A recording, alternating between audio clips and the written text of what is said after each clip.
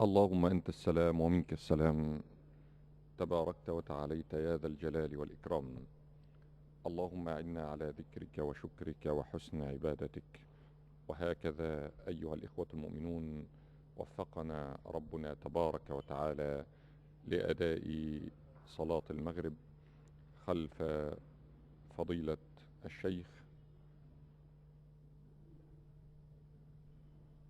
الشيخ فايز علي عبد اللطيف إمام المسجد. أيها الإخوة المؤمنون، ونحن مع حضراتكم هنا في ساحة مسجد السيدة سكينة رضي الله عنها وأرضاها بمدينة القاهرة، عبر موجات إذاعة القرآن الكريم من القاهرة، لنقل احتفال شبكتها بشهر ربيع الأنور، شهر مولد الهادي البشير صلى الله عليه وسلم. أيها الإخوة المؤمنون، وإذا احتفلت الأمم والشعوب بذكرى ميلاد علمائها وفلاسفتها ورجال الفكر والإصلاح فيها، فإن من واجب العالم أجمع أن يحتفل بذكرى ميلاد رسول الله صلى الله عليه وسلم، لأن الله عز وجل أنقذ به الدنيا من الشقاء الذي حل بها والجهل الذي خيم عليها، ومن الفرقة إلى الوحدة، ومن النزاع والخصام إلى المحبة والوئام، وانتقل بالعالم أجمع إلى نور الإيمان والعلم. أيها الإخوة المؤمنون، معا نبدأ هذا اللقاء بهذه التلاوة القرآنية المباركة يتلوها علينا فضيلة القارئ الشيخ أحمد حسن أبو الفرج. أعوذ بالله من الشيطان الرجيم.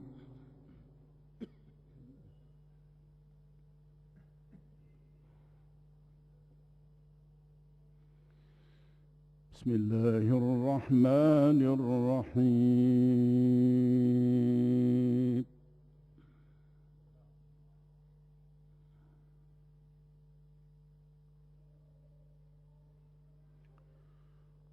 ولقد كرمنا بني آدم وحملناهم في البر والبحر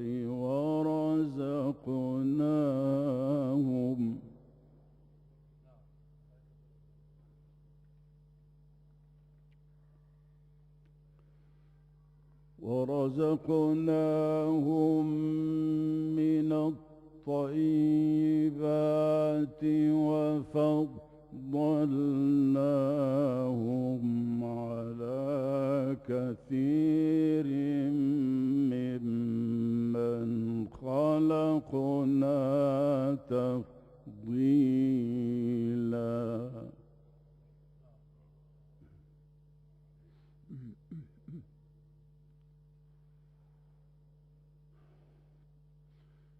يوم ندعو كل أناس بإمامهم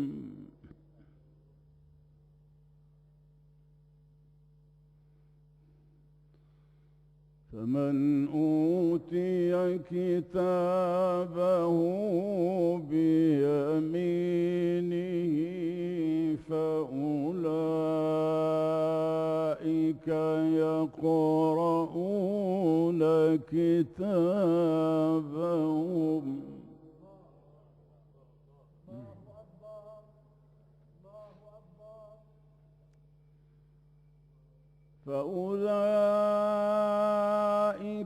يقرؤون كتابهم ولا يظلمون فتيلا.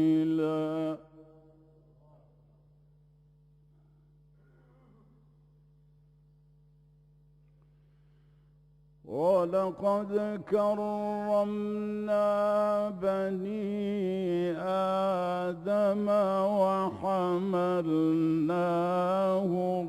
في البر والبحر ورزقناهم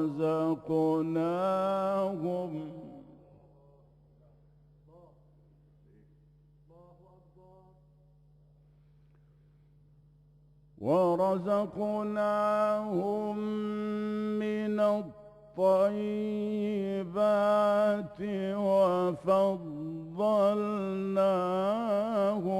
على كثير ممن خلقنا تفضيلا.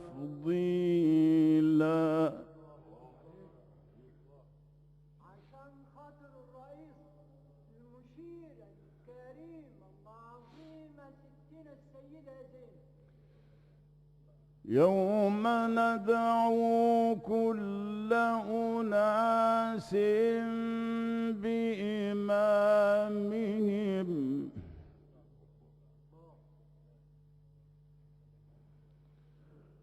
فمن أوتي كتابه بيمينه فأولئك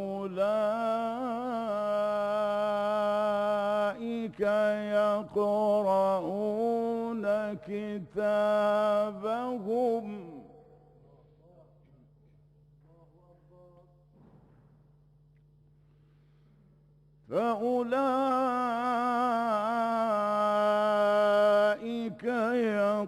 يقرؤون كتابهم ولا يظلمون فتيلا.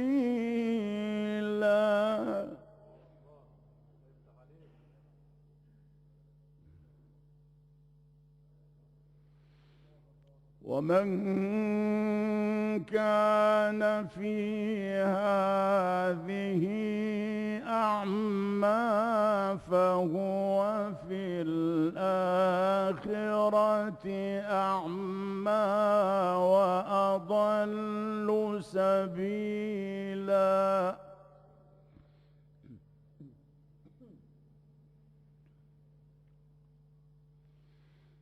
وإن كادوا ليفتنونك عن الذي أوحينا إليك لتفتري علينا غيره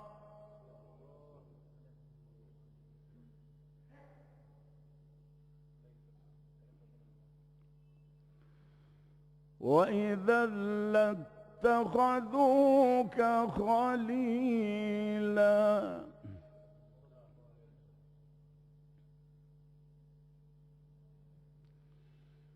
ولولا أن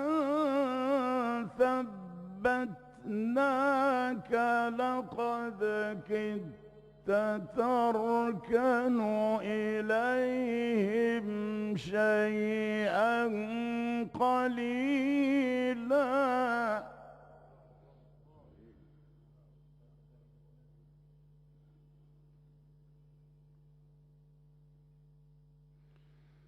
إذا لأذقناك ضعف الحياة وضعف الممات ثم لا تجد لك علينا نصيرا.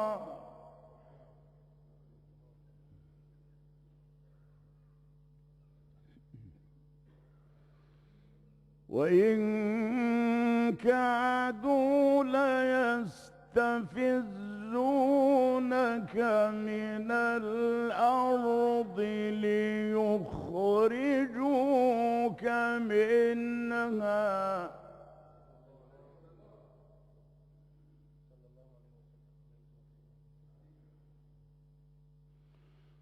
وإذا لا يلبثون خلافك إلا قليلا.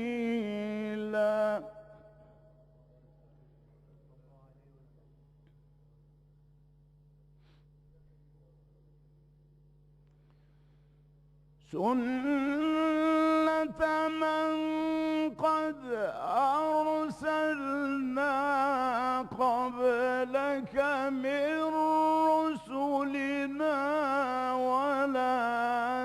تجد لسنتنا تحويلا.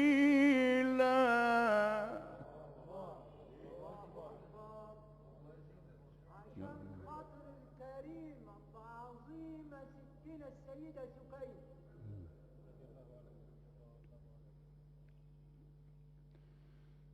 أقم الصلاة لدلوك الشمس إلى غسق الليل وقرآن الفجر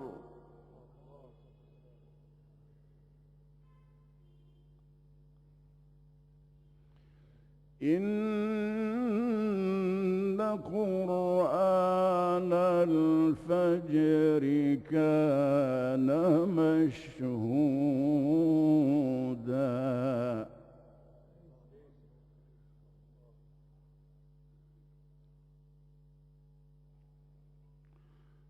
ومن الليل فتهجد به نافلة لك عسى أن يبعثك ربك مقاما محمودا.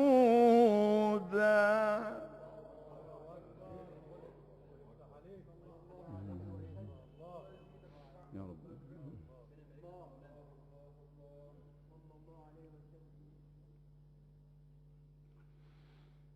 سنة من قد أرسلنا قبلك من رسلنا ولا تجد لسنتنا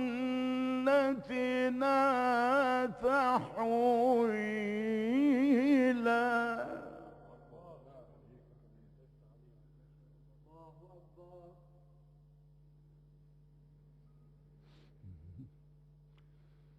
أقم الصلاة لدلوك الشمس إلى غسق الليل وقرآن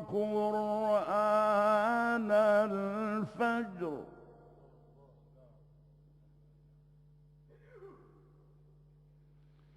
إن قرآن الفجر كان مشهودا.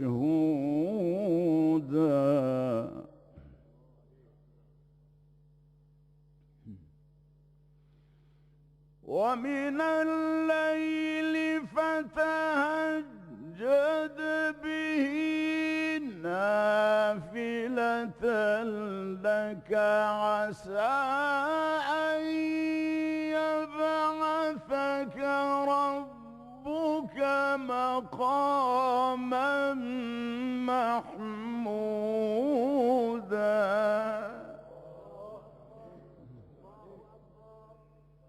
عشان خاطر الرئيس المشير الكريم العظيمة ستنا السيدة زينب. وقل رب أدخلني مدخل صدق وأخرجني مخرج صدق واجعل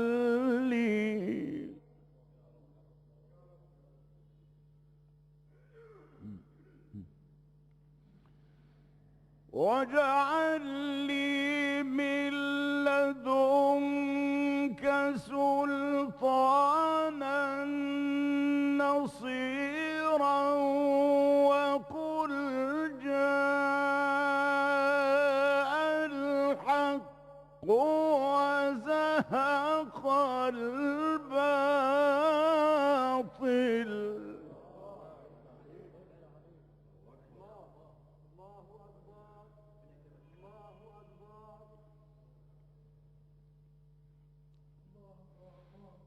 إن الباطل كان زهوقا.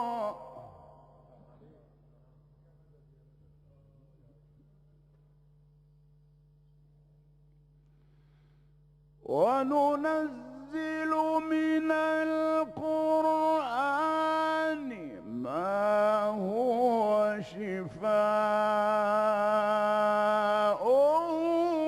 ورحمة للمؤمنين.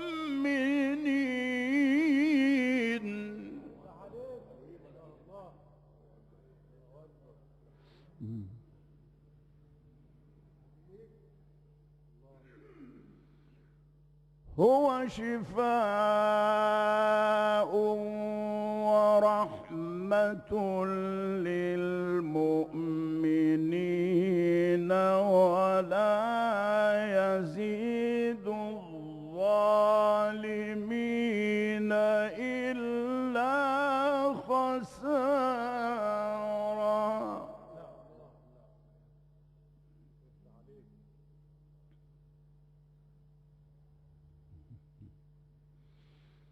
وقل رب أدخلني مدخل صدق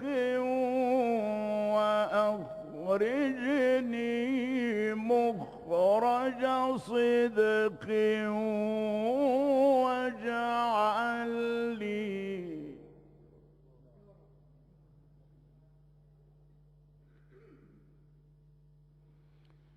واجعل لي من لدنك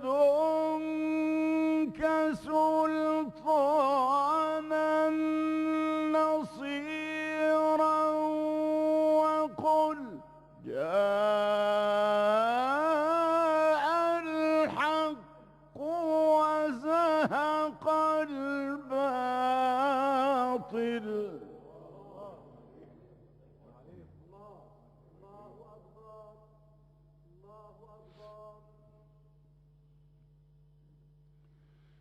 وقل جاء الحق وزهق الباطل إن الباطل كان زهوقا.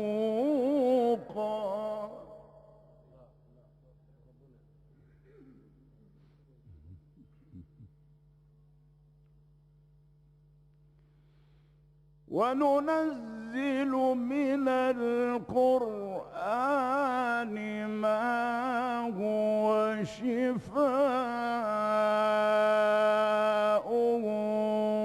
ورحمة للمؤمنين.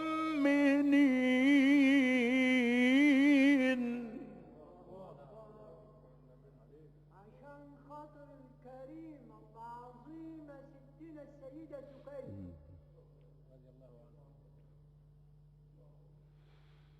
هو شفاء ورحمة للمؤمنين ولا يزيد الظالمين إلا خسارا.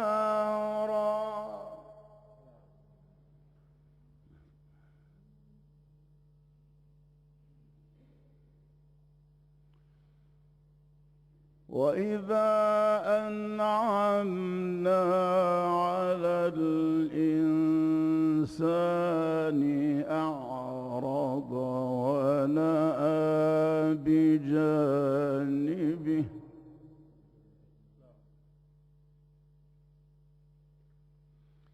وإذا مسه الشر كان يئوسا.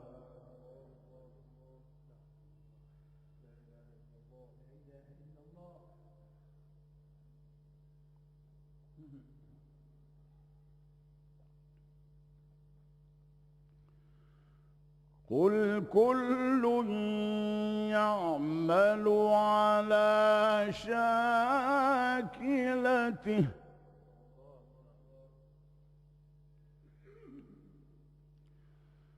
قل كل يعمل على شاكلته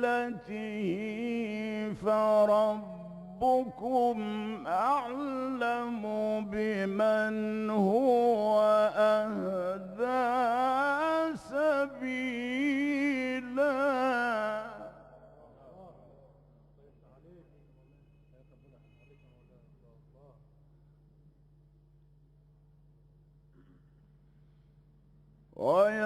ويسألونك عن الروح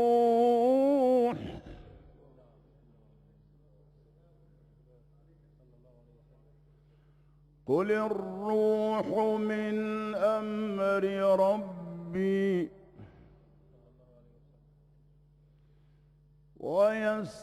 ويسألونك عن الروح قل الروح من أمر ربي وما أوتيتم من العلم إلا قليلا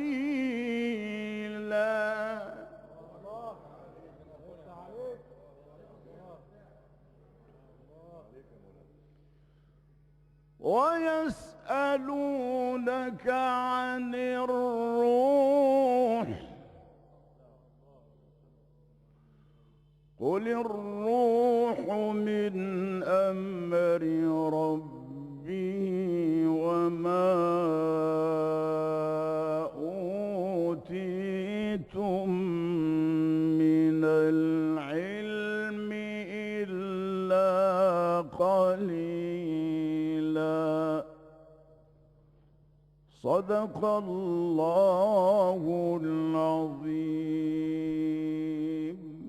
زاد لا ينفد ومدد لا ينقطع وجواب لا يخلق على كثرة الرد، ذلك هو القرآن العظيم. وهكذا أيها الإخوة المؤمنون استمعنا إلى فيض تلاوة قرآنية مباركة تلاها علينا فضيلة القارئ الشيخ أحمد حسن أبو الفرج، ونحن مع حضراتكم هنا على الهواء مباشرة في ساحة مسجد السيدة سكينة رضي الله عنها وأرضاها بمدينة القاهرة لنقل احتفال شبكة القرآن الكريم بشهر ربيع الأول، شهر مولد الهادي البشير صلى الله عليه وسلم. أيها الإخوة المؤمنون، بمولد